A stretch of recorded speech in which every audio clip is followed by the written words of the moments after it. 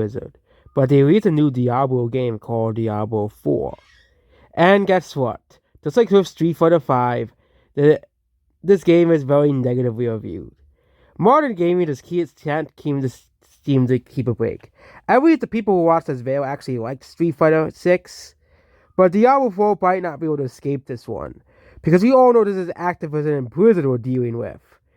Two of the most greediest company in the entire world besides EA and Disney themselves. So here we go. Long wait. So disappointing releases of the franchise and maximum marketing campaign blew up the hype. We played a long-awaited sequel to Diablo 3, but the hype didn't last for long. We find a valuable Diablo game that looks nice was truly lacking at all things. Basically the game looks fantastic, the sounds good, combat feels nice, easy to get in the game will probably support and has for a long time. But here's all the cons. Scaling is horrible. Every one of your characters not straight for your character, but only weakens him. Power only comes with items, nothing else. Okay, after so long, I started to wonder why you play this game. Why you never really feel strong in the game about character progression. No runes, rune road was a promised. Not surprised from Blizzard. No set items, no quality, no unique items, no trading, very few items in general. Very about a build diversity. Itemization is very bland. No mercenaries, farming act bosses, pinnacle boss. One pinnacle boss, Dungeons of Lords Reborn, and there are very few dungeon bosses. No offline mode, which again, not too surprising in modern gaming. They wanted you force you to have online to play a game. You don't even realize that only like 75% of Americans have online? What even like the third world countries, like only 10% of people have online.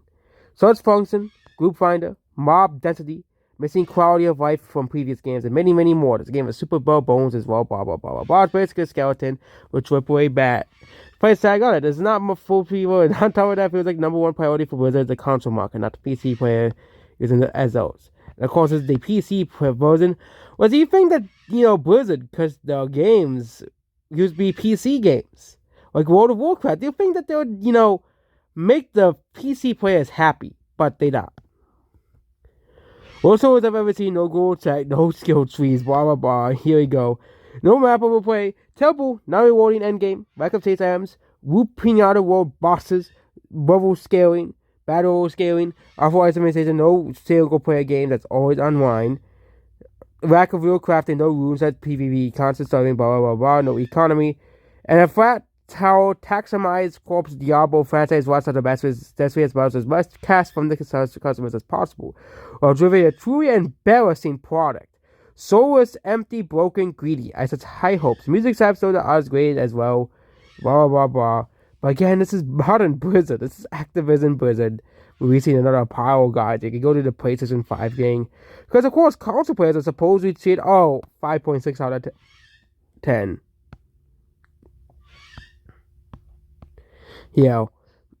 It says, watch the spirit crash and zip. This is not a Diablo. The irresponsible patching of the management. The rogue players were so angry and disappointed. Not only did the patch simply nerf the character, but the mechanism of the character play itself collapsed. There was no reason to play rogue anymore after the endgame. Okay, and this is no surprising from Blizzard. Okay, even the console players, with the PC players are claiming that Blizzard panders to. Well, even they are giving this mixed and average reviews. It seems that, yes, there are fans who do enjoy Diablo 4. This isn't a universally hated game. But much like Overwatch and Overwatch 2, a lot of the old fans do not like this game.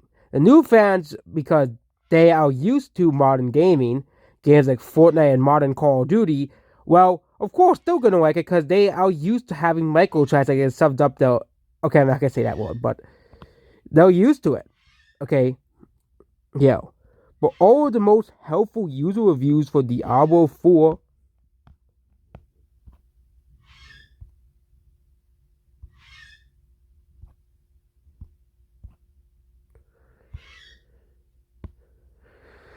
the user scores for Diablo 4 seem to be the most helpful scores for Diablo 4 seem to be the negative scores for Diablo 4.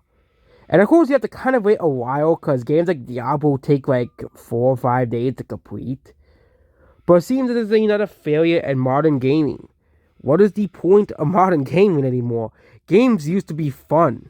Okay, considering it's made by a $1 billion AAA company and cost a decade to create. It's awful. You get two amazing cinematics, one being a launch cinematic, an awfully scripted storyline portrayed through cutscenes, or its voice acting on point, but as one cancer voice series gets on the nose of the cutscene, one doesn't have to push you into GameStop after having to pay $60, $90, or $100. Game design is awful, and always from Blizzard. Brand talent as well, and extremely mobile because they basically want to get you for maximum profit. Stop feeding games. Force AAA game companies to go back to the basics of game design, not to taste maximum profit for minimum effort. Ruin every single artistic and fun aspect that good games can bring. And if they really want to milk you, why don't they just make more freemium mobile games? Oh wait, no one bought that either. Diablo Immortal, anyone? Okay? Worse than a piece of atomic garbage. No matter how the PC critic says, Blizzard must die and go to hell. So it seems very much that the gaming critics must be paid off by Blizzard. Or to praise a game that's just full of greed. That's what Diablo 4 is, most of modern gaming. A game that is basically trying to do everything it can to get cheap buck out of you with microtransactions. All of the most helpful reviews are negatives. What is the most helpful positive review? I can't seem to find it anywhere. So, it seems that Dust Strike, Street Fighter 6, Dust Strike, Lord of the Rings, Gollum, Star Wars Jedi Fallen Order. No, Fallen Survivor. I think Fallen Survivor, the reception for that game changed once they fixed all the glitches and bugs. Okay. But it seems that there's never to be something like Jedi Survivor. Okay, we're going to that game now. And that the reception eventually fixed itself. Okay? Because people praised it for the story, but people are sick of the games wanting gritty and buggy. People are sick of this. People don't want the games be wanting gritty and buggy anymore. It's getting old after a while. It really is. After a while. Games should not... This is the quote-unquote next generation of consoles. We used to be having the best performances of any console. But it seems that this generation is the weakest and saddest console generation yet. We have games like Redfall, Diablo 4, Jedi Survivor. All of these games, and of course Diablo 4, are either which the two types of games that usually release are gritty, buggy piles of garbage. Okay? Yes, the game could have a good story, but what's the good story if the game is unplayable? Same thing with a game that is constantly trying to serve microtransactions down your throat, like a Street Fighter 6 and Diablo 4. It seems that the users are unhappy about microtransactions constantly being shoved down your throat. And they wonder why Zelda was so well received among the fans. Outside of the DLC people. Okay? It is because Zelda wants a complete game. Yes, people can nitpick. Oh, it's not the PS5 graphics, a 0 out of 10. But even then, the games like Diablo 4, okay, and stuff like Street Fighter 6 are an awful and painful reminder of modern gaming. And the cell gaming used to be. Now all game companies want to do, especially Activision, Blizzard, and EA, and all these companies, just want to chase your money. That's all they really want now. They don't want to deliver good products anymore. They don't want to deliver products that are complete as well. Well, they want to offer bare bones content with microtransactions and DLC to make up for the bare bones content. And people have been complaining about this last generation. Remember the first Star Wars Battlefront game? Well, people criticized that game because it only wants a couple of maps and a couple of characters. Well, people are sick of that. And just getting characters for DLC, having to pay for them. Okay? The difference between Star Wars Battlefront and Super Smash Bros. Ultimate is obvious. Smash Bros. Ultimate had the World of White mode, had already 80 characters at once. Okay? And had free stuff added to the game later on, like a stage builder and stuff as well. And even then, the game was pretty complete at once because you could only play over 100 stages at once. So Smash Bros. Ultimate wants as a complete and upgrade of the last Smash Bros. Game. I still think they're going to have to cut characters in the next Smash Bros. Game because I don't think they're going to be able to fit 100 characters. Unless they're going to heavily reuse assets from Super Smash Bros. Ultimate. I really don't think they're going to be able to have 100 characters in the next Smash Bros. Game. But we'll see. We'll see.